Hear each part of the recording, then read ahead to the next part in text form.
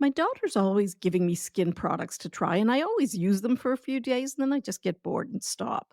But since I started using OneSkin, and that's today's sponsor, I've been using it twice a day without fail. And I'm not kidding. I've been using it around my eyes and on my face.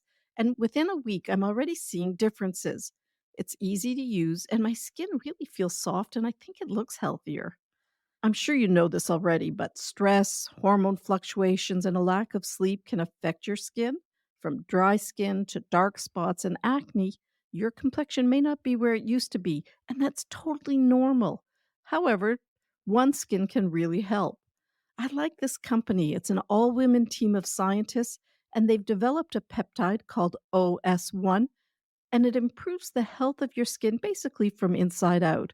In other words, it gets to the root of the problem. And as a physician, it's important to me that the benefits have been backed by studies. Now, for the first time, I'm recommending a skincare product to my daughter. So you can get started today with 15% off using the code Toddlers at oneskin.co.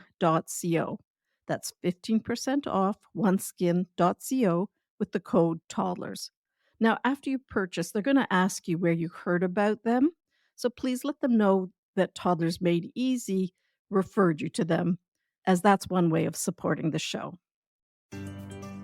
You're listening to Toddlers Made Easy, an expert guided podcast for anyone who has ever felt overwhelmed by a toddler, or in other words, all of us.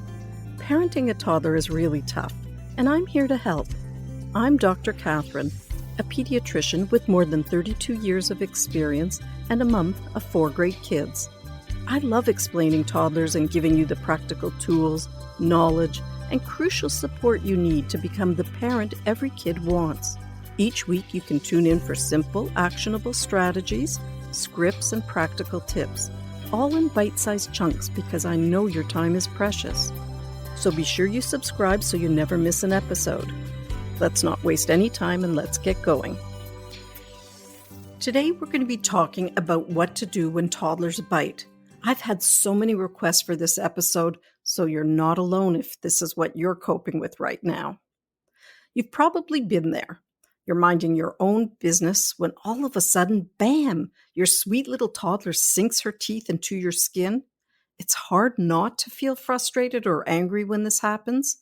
But once you recover from the shock, it's important to remember that biting is developmentally a normal behavior for a toddler.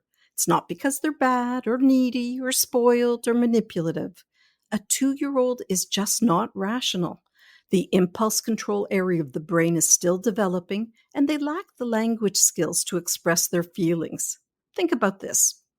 When I check a child's reflexes in my office, I use a reflex hammer and I tap their knee with the hammer, and a toddler's leg will shoot out without them even thinking about it. And this is the same thing that happens when a toddler bites. It's not an act of vengeance, and it's not preconceived. Since toddlers don't have the words to express their feelings, it comes out in their behavior. And toddlers need to release their feelings just like we do when we have a good cry or vent to a friend.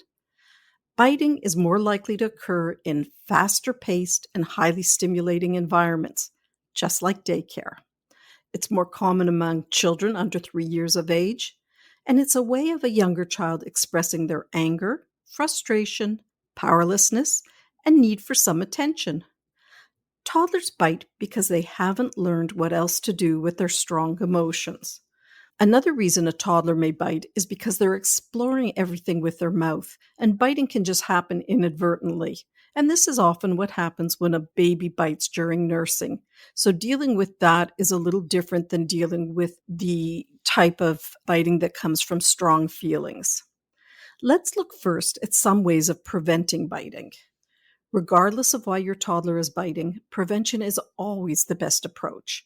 That means prepping your kids for upcoming events, practicing dealing with frustration, and most of all, close supervision, which may mean that you shadow your child or follow them everywhere they go so that you can divert them if it looks like they're getting worked up. Also, teach your child words like, "I don't like that," to use instead of biting. When biting comes from a need to feel powerful or out of frustration or stress, keep playtimes short and supervise closely. Role playing with stuffed animals is also a great way to practice other ways of avoiding biting. Let your child play both roles, being the biter and the victim, and this helps raise his awareness of the problems with biting. Now, let's consider what to do when your child bites right at the moment. First, comfort the injured child. If the bite broke the skin, wash the area with soap and water. It's very uncommon to spread diseases this way, but it should still be discussed with your doctor. Now, once the child who's been bitten is feeling better, it's time to attend to the biter. Before you say a word to the little biter, take a few deep breaths. Wait till you feel calmer before saying anything. The bite has already happened and there's no emergency to step in. Now, I want to remind you your child isn't bad or bossy or mean or defiant or spoiled for biting. A toddler's brain hasn't yet formed the areas that help manage impulse control and emotions. So, biting is just a toddler acting his age. But having said that, we need to teach our kids to stop biting and learn more effective ways to express feelings. So, connecting before correcting the behavior, it may feel wrong in this situation. Many of us have been raised on shame and punishment, so connecting with a child after they've bitten another person may seem overindulgent and wrong. But connection is your strongest parenting tool. Connecting with your child helps them hear and absorb what you're saying. And honestly, you can be understanding without condoning the behavior. There is no place where I'm trying to tell you that biting is okay because it's natural and a normal developmental milestone. We need to teach kids not to bite. Now, here's where you can be kind and firm at the same time. And that word "and" is very important, so we need to see both. Name the feelings that led to the biting incident. So you might say something like, "It sounds like you were feeling really frustrated when Jenny wouldn't share the toy with you." Helping your child put their feelings into words will make it easier for them to manage their emotions in the future. But that's not enough. That's the kind part. That's where we've connected with the child. Now it's time to let your child know that it's not okay. "I know you're angry Jenny wouldn't share her toy, but it's not okay to bite. I'm here to keep everyone safe." And you pick up your child and you move her away slightly. Then, when everyone is calm, because that's when kids learn best, say something like, "If you feel frustrated, here's a biting toy you can chew on," and I would give them a teether.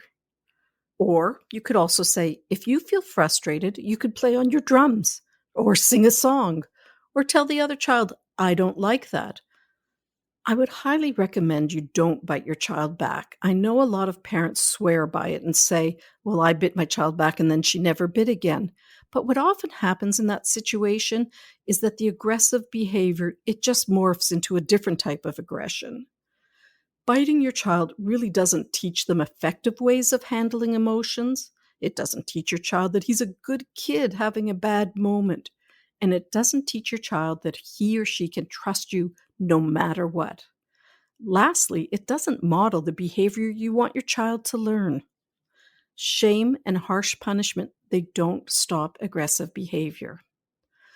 You'd be surprised how simply saying something like, "You're angry your brother grabbed the toy out of your hand," can calm the situation down.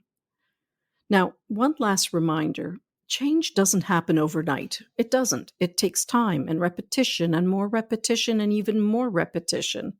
In other words, you're going to need to repeat these strategies over and over before you see any signs of improvement.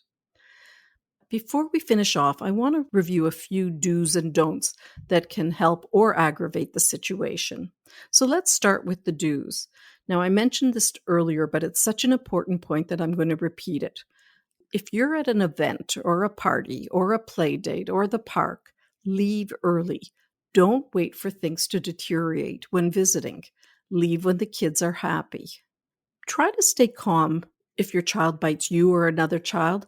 Otherwise, your child gets a hefty dose of negative attention. And remember, kids love negative attention as much as positive. So this just ends up reinforcing things, and it can actually cause biting to increase. Do be kind and firm. And let me remind you again, The word "and" is probably the most important one in that sentence. Kindness without firmness is permissive, and we don't want to go in that direction. And firmness without kindness is punishment or fear-based punishment. So we don't want that either, but what we want is kindness and firmness. If your child's old enough, I'd also practice a redo. In other words, ask your child to think about how they could manage things differently next time, and then practice it. Don't punish. The goal is to teach your child how to handle his big feelings. And punishment just sends the message, you're bad in some way. And research has shown that it can lead to increased aggression. This isn't just some crazy ideas off the top of my head. This is science-based. Now, don't slap, hit, or bite your child back. As I've already mentioned, this just reinforces the behavior you're trying to stop. Your toddler will stop biting. Trust in your toddler's ability to learn and grow, plus trust in yourself. You're the perfect person to help your toddler learn to manage her feelings. Thanks for listening to Toddlers Made Easy, the Healthiest Baby podcast. If you want more insights, tools, and confidence, join our free baby school and get a weekly parenting insight in your inbox. Head over to bit.ly, and that's spelled B as in Bob, I-T as in Tom, /L-Y/join baby school. Don't worry though, the link will be in the show notes. Also, join me on Instagram at healthiest_baby for a daily dose of better parenting solutions. If you love the Toddlers Made Easy podcast, please subscribe, rate, and give us a review on iTunes. We'd appreciate it so much. There's so much more I want to share with you from my experience as a baby doctor.